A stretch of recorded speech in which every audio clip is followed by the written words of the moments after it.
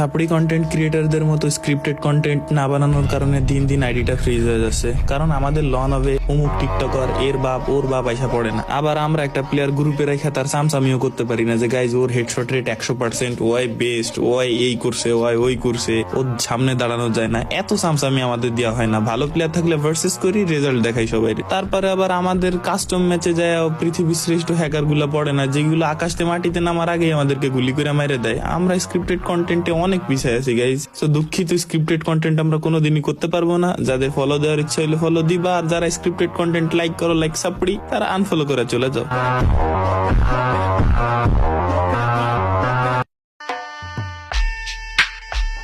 সর্বনাশ, ভাবতেই খুশি লাগে আমারও নাকি হেটার্স আছে। এই সিংহাসন নামার আমি চালাই তলোয়ার, তুই কেডা কই থাকো জালো আই তোর চেয়ে ভালো খেলোয়াড়, কত আইলো গেল তোর মতো দুই চারটা দেলোয়ার। অনেক হাসি পাই তখন যখন দেখি আমার বেজ্জতি তারা করতেছে যাদের নিজেদেরই ইজ্জত নাই। আসসালামু আলাইকুম, চলে আসছি আবার। এত কষ্ট দিচ্ছেন দিল এখন হয়ে গেছে আবার মানব